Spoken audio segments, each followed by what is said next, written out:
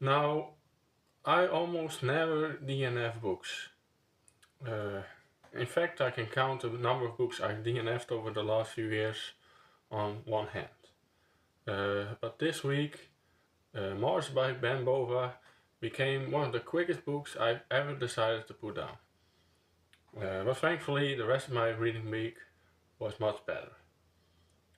I finished another excellent Legend of the Galactic Heroes novel, and started the next Gun book.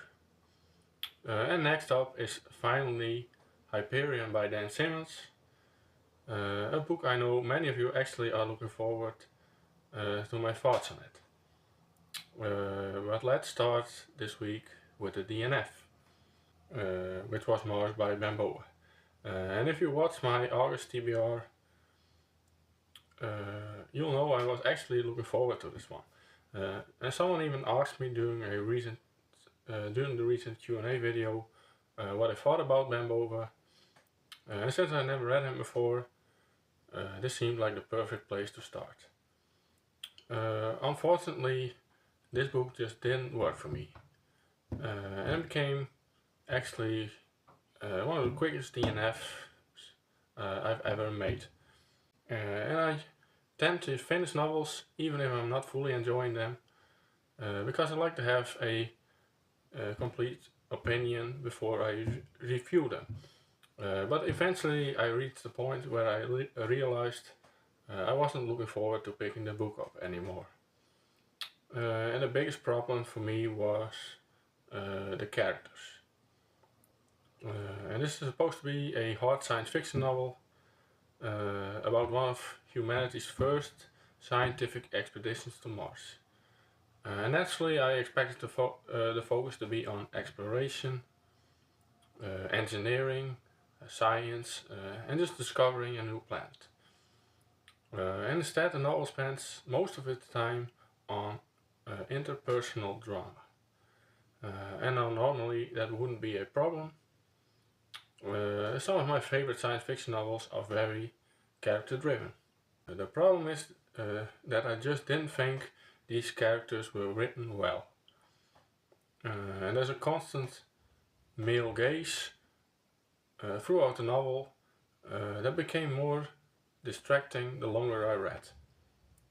Conversations didn't feel believable, and it was difficult to believe that these people represented the very best scientists Earth could send on such an important mission.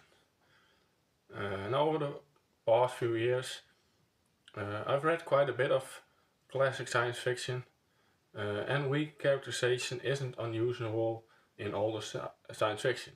But I can usually overlook it because the ideas are just very interesting.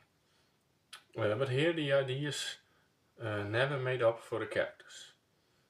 And the strange thing is that the novel barely spends any time making Mars itself feel exciting.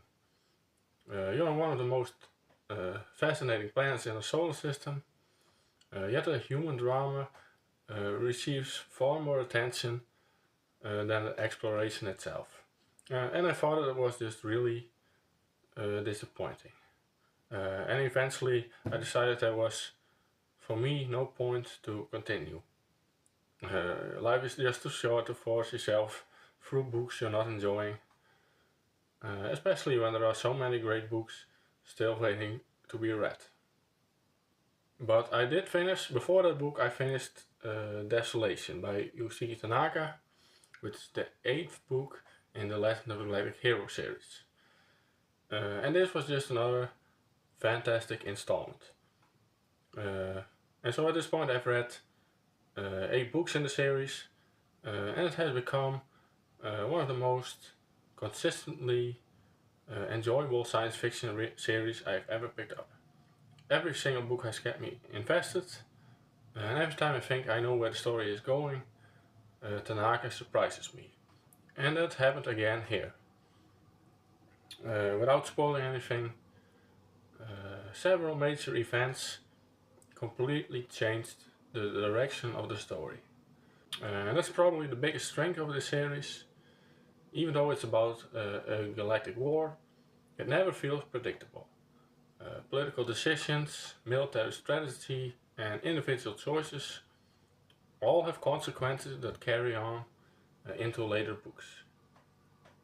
And the first half of this book is basically one enormous fleet battle, and normally I would expect that to become repetitive after a while, but Tanaka somehow keeps it interesting because every commander approaches the conflict differently. And battles are won through planning and strategy rather than simply having bigger fleets. And that's just something I really appreciate. And the political side of the series also remains just really well done. Every military victory changes the balance of power inside both governments. And there are constant political struggles, difficult decisions, and shifting alliances, which is exactly the kind of science fiction I enjoy. That said, I do have one major criticism.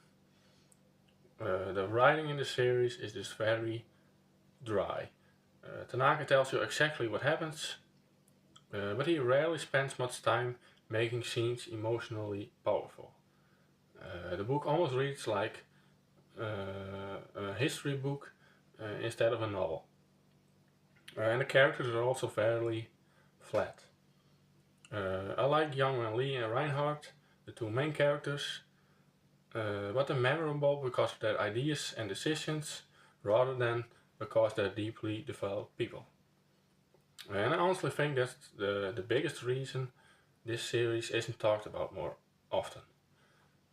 I think if the character writing had been stronger, I think that the Legend of the Galactic Heroes could actually be considered among one of the greatest science fiction series ever written. Because I think the plot itself really is that good. And I think depending on how the series ends, plot-wise, this series could easily become a 5-star series for me. And I'm just incredibly excited to see how everything comes together. And right now I'm reading Brothers in Arms by Louis McMaster Biot. This is the 5th Foucault's novel in publication order, although chronologically it's the 8th one. And I'm still fairly early into it, but I'm already enjoying it so much more than Mars. And one thing I noticed immediately is how much Miles has matured. Earlier in the series, he was still a teenager, and while I understood why people loved him, I personally found him a little difficult to connect with. And in this book he is older, more experienced, and much more confident. And he's still incredibly clever, but he also feels more believable and just more enjoyable to follow. And it's also just great return to this universe again. And also the Foucault's saga has also become one of my favorite science fiction series. And that's mostly because every book feels different. Some are military adventures, some are political, and others are almost mysteries. And Behold always manages to keep the series feel fresh. And finally the book I'm most excited about, because what I will pick up next is Hyperion by Dan Simons.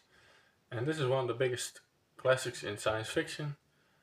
It had won some major awards and influenced a lot of writers. And so many people call it one of the greatest science fiction novels ever written. And whenever a book has that kind of reputation, expectations become high. And I hope, hopefully, it lives up to them. But either way, I'm really looking forward to finally read it and share my thoughts with all of you. So yeah, that's everything I've been reading recently. And of course, I'd love to hear from you as well. If you've read Hyperion, Don't spoil anything, but do let me know in the comments, does it actually live up to the hype? I'm genuinely curious to hear what you think before I actually start it. And if you've read Mars by Wim Bova, I'd also love to know whether you had the same experience or if you completely disagree with me. And as always, thanks for watching and I hope to see you again in the next video.